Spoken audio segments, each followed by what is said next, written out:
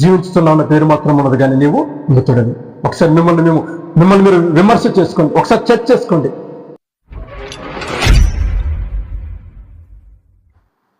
అక్కడ ఒక తండ్రికి 2 కుమారులు ఉంటారంటండి. ఒక తండ్రికి 2 కుమారులు ఉంటారు. అందులో చిన్నవాడైనటువంటి ఆ కుమారుడు వాళ్ళ తండ్రితో అంటాడు,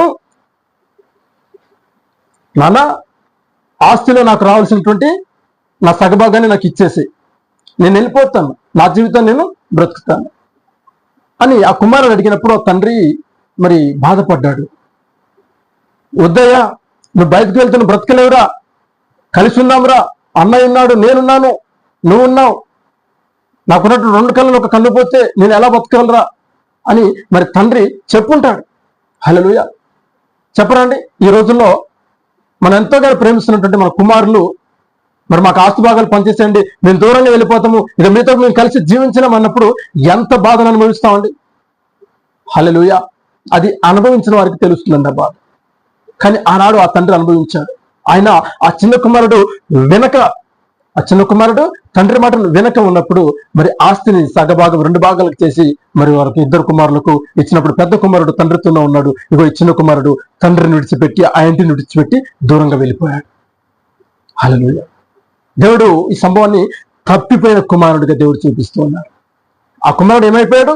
తప్పిపోయాడు. అతను అనుకున్నాడు, నేను నా ఆస్తిని తీసుకుని వెళ్ళిపోతున్నాను, నేను నా జీవితాన్ని నేను బ్రతకగలను, నాకు ఒక కుటుంబాన్ని నేను ఏర్పరచుకోగలను అని అనుకుని ఆ వ్యక్తి వెళ్తే దేవుడి యొక్క ఆలోచన ఏంటంటే ఆ కుమారుడు తప్పిపోయాడు.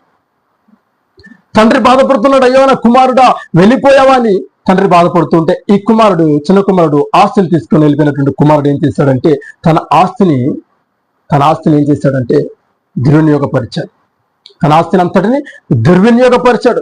తీసుకెళ్లిన ధనం అయిపోయింది, తన దగ్గర ఉన్నటువంటి డబ్బులన్నీ అయిపోయాయి. తర్వాత ఏం చేయాలో తెలియట్లేదు, ఎలా బ్రతకాలో తెలియట్లేదు, తనకు ఒక పని రావట్లేదు, పని చేయడం చేత కావట్లేదు.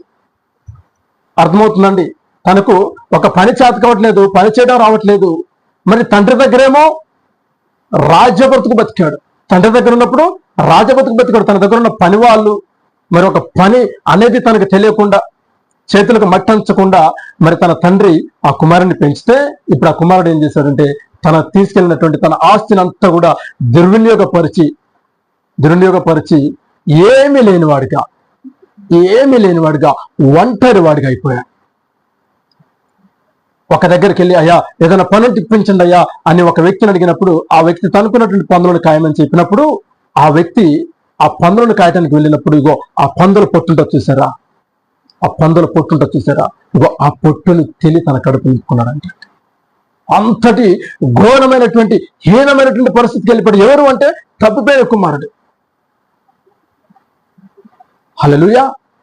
అప్పుడు ఆ కుమారునికి అర్థమైందంట, అయ్యో నేనెంత తప్పు చేశానే, అయ్యో నేనెంత పాపం చేశానే, నా తండ్రి దగ్గర ఉండకుండా నా తండ్రి ఇంటిని విడిచిపెట్టి నేనెంత పాపం చేశానే, అక్కడ ఉన్నప్పుడు నేను రాజులాగా బ్రతికానే, ఇప్పుడు వచ్చి ఇగో ఈ దౌర్భాగ్యమైనటువంటి స్థితిని నేను అనుభవిస్తున్నానే అని గుండెల వెలిసేలా బాదుకుని ఉన్నాడు. తన తప్పును తను తెలుసుకున్నాడు. ఆయన ఒక నిర్ణయానికి వచ్చాడు, అదేంటంటే ఇగో నేను నా తండ్రి దగ్గరకు నేను వెళ్ళిపోతాను, నేను నా తండ్రి ఇంటికి వెళ్ళిపోతాను, నేను నా ఇంటికి వెళ్ళిపోతాను. ఒకవేళ తండ్రి నన్ను రానియకపోయినా అయ్యా నీ పనివారిలో ఒకనిగా నన్ను ఉండని, అయ్యా నీ పనివారిలో ఒకనిగా నన్ను ఉండని ప్రభు అని నా తండ్రి పాదాలు పట్టుకుని బ్రతుకులు ఆడుకుంటాను, నేను హీన బ్రతుకు బతకలేను అని చెప్పి ఒక నిర్ణయానికి వచ్చాడండి. ఒకసారి ఆలోచన చేయండి. ఒక నిర్ణయానికి వచ్చిన తర్వాత ఆ కుమారుడు ఆ తండ్రి వద్దకు వెళ్ళినప్పుడు అంత దూరంలో ఉండగానే ఆ అంగి అంతా చిరిగిపోయి మట్టిగా ఉండి జుట్టంతా పెరిగిపోయి గడ్డంతా పెరిగిపోయి స్నానం లేక జిడ్డుగా ఉన్న ఆ కుమారుణ్ణి ఆ తండ్రి గుర్తుపట్టాడు. దేవునికి మహిమ కలుగును గాక.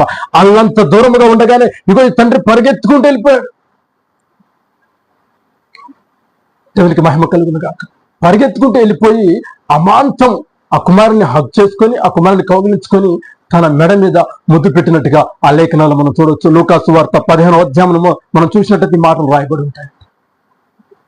వెళ్ళి ఆ కుమారుని ఏం చేశాడంట, హత్తుకొని తన మెడ మీద ముద్దు పెట్టుకొని తన కుమారుని తీసుకుని వెళ్ళిపోయాడు. ఇదిగో తప్పిపోయిన నా కుమారుడు తిరిగి నా దగ్గరకు వచ్చాడు, చనిపోయాడు అనుకున్న నా కుమారుడు తిరిగి బ్రతికి నా దగ్గరకు వచ్చాడని సంతోషం చేస్తున్నాడు, సంబరాలు చేస్తున్నాడు. హల్లెలూయా.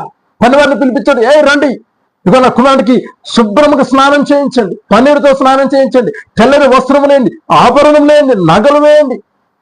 హల్లెలూయా. ఇగో మందలలో కొవ్వినటువంటి మరి పొట్టెలను తీసుకొచ్చి విందు చేయండి. హల్లెలూయా. చూశారండి, తండ్రి ఎంత సంతోషపడుతూ ఉన్నాడు. ఆ తండ్రి ఎంత సంతోషపడుతున్నాడు. తన ఆస్తినంతా తీసుకెళ్లి నాశనము చేసి ఆస్తినంతా పోగొట్టుకొని తిరిగి వచ్చినా కూడా ఆ తండ్రి తన కుమారుని చేసి ఎంతోగానో సంతోషిస్తున్నాడు. తప్పుపోయిన కుమారుడు తిరిగి నా ఎద్దుకు వచ్చాడు. హల్లెలూయా, హల్లెలూయా. ప్రియ సహోదరి సహోదరుడా, దేవుని మాటలో నీకు అర్థమవుతున్నాయి అనుకుంటున్నాను.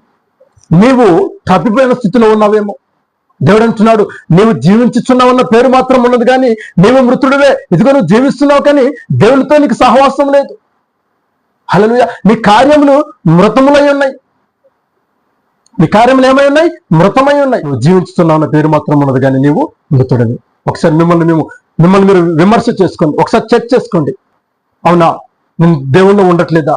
అంటే నేను ఈ లోకానుసారమైనటువంటి జీవితాన్ని జీవిస్తున్నానా?